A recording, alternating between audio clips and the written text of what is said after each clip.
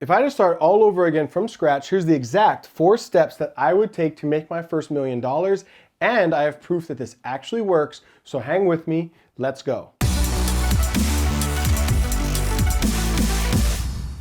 Hey, what's up, my friend? In case you are new to my channel, my name is Keala Kanai. I'm an entrepreneur, and I literally got started while working for minimum wage in a coffee shop, and I've gone on now today to create multiple 7- and 8-figure businesses. So everything that I share here on my channel comes from both the skill sets and the mindset that I have learned to create those results in my life. And I share it here in hopes that if you are pursuing similar results, that the content on this channel will save you time and energy as you do so. With that said, one of the questions I get very, very often is, Cal, if you had to start all over again from scratch, how would you make your first $1 million? I've gotten that on podcasts I've been on, some of the online communities I'm a part of, some of the speaking events that I've been to, live speaking events. And recently I was asked a more specific question. Cal, if you had to start all over again, what are 4 things that you would do to make your first $1 million?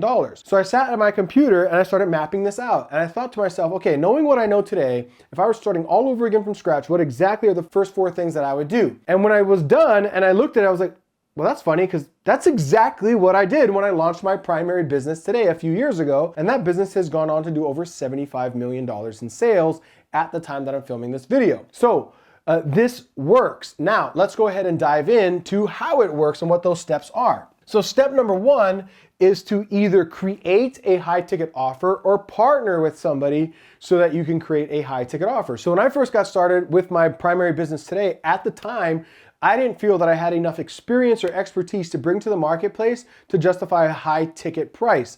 So I ended up partnering with somebody who had more experience in that particular market. And together we were able to combine our expertise and come up with a high ticket offer. Now, when I say high ticket, I'm talking about a price that is $10,000 or more. Now, the reason I say high ticket is because with a high ticket product, you just have more leverage and more ability to fund the business and bootstrap the business faster, period.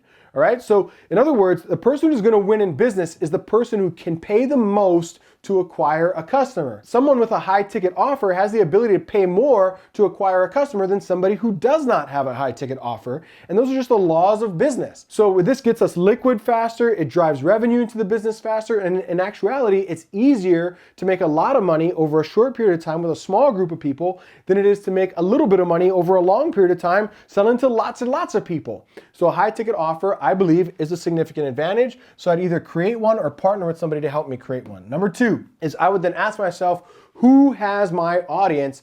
And then I would broker a deal to get my offer in front of their audience. So back when I was launching my business that I have today, one of the things that we did is we took an inventory of the people that we knew who had the attention of our ideal customer. And what we did is we began pre-selling our program to their audiences, and we would pay them a very significant commission for helping us do so. Now, the people who were buying from us had an advantage because they were buying something that didn't currently exist, so we were giving them what we called an early bird price. They trusted us because we were endorsed by the people that they were already used to doing business with, and so we were able to pre-sell our program and use those funds to fund the build out of our product and service. And a lot of these people were buying months and even up to a year in advance of us being able to deliver. But it worked. Now, here's something that I want to be clear about because I think a lot of people go about this the wrong way. If I were to show you my inbox today on social media, you would see that it's wrought with people saying, oh, I'd love to partner with you. I'd love to work with you. I'd love to see, maybe we could jump on a call. I'd love to see how maybe we could figure out a way to a win-win opportunity together. Like, that is not the way that you get the attention of somebody that has a lot of influence, and especially somebody who has the ability to change your business significantly. See, the challenge with that is that these people are asking for my most valuable asset, my time. And I don't even know who they are.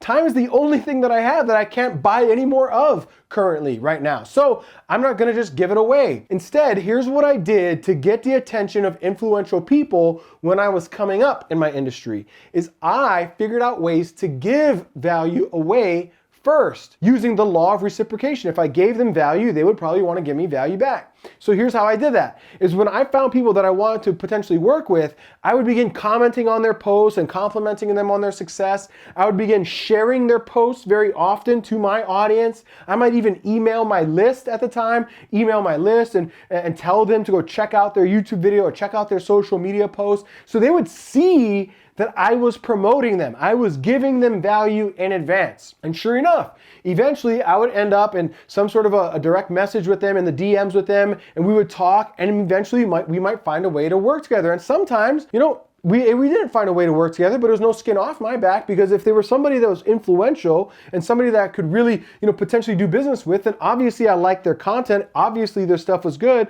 and I was happy to share it with my audience. It meant that I was still providing value to my audience because I was putting good content in front of them. I was the conduit through which they got that. And you know, that person, those people saw me sharing their stuff, and they were willing to say, hey, this guy's helping me out. This guy's adding value to my life. Let's see if there's some way that we could potentially work together. And that's how I unlocked their attention and was able to grow those relationships and build, you know, relationships that are influential and had the potential to multiply my income quickly. So if you want to get the attention of somebody who's influential and potentially broker a deal with them, well then do that. Don't just go ask them for it. Don't ask them to give you something. Figure out what you can give them first in exchange. Now, number 3 is then I would go out and create an evergreen acquisition system. What I mean by that is a process through which I could acquire customers on autopilot. This is exactly what we did. So after we went to the people who had our audience and we were able to do presentations for their audience, what that did is it gave me the ability to practice my presentation and basically practice my pitch to their audiences. That way, by the time we got towards the end of that year and we were about to launch to the public, I already knew exactly how to deliver a presentation that was effective and converted. Then I took that presentation, I turned it into an evergreen webinar, and that became the presentation that we used to create customers on demand.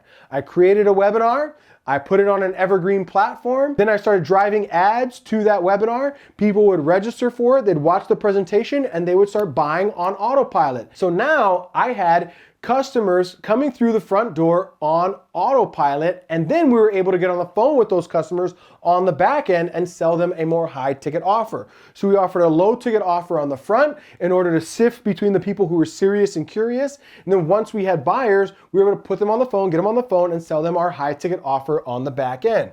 Now, step number four is then I hired and trained a sales team to take that workload off of me. So here's exactly how this looked. I created a high ticket offer. I partnered with somebody and created a high ticket offer. Then I went and found people who had my ideal customers, and I did a JV program with them so that they would get paid commissions for everybody in their audience that bought our offer in advance. We pre-sold it, which means that we were able to use the money from those sales to fund the build out of our offer. Then, as a result of doing those presentations a few times, I was able to figure out exactly what the perfect pitch was for my ideal audience. Then I turned that into an evergreen webinar. Then I ran ads to that, and I offered a low ticket product on the front end. And now I had the ability to acquire customers on demand. We did that in November of the year that we launched. Now, by March of the following year, we had our first 7-figure month. So in the months leading up to us launching to the public, we had done about $800,000 in sales doing these exact steps here, these first 2 steps. We had a little over $800,000 in sales, almost $1 million in sales already before we even launched to the public. Then we launched to the public in November of that year with our evergreen acquisition system, our front-end presentation that got us customers on autopilot.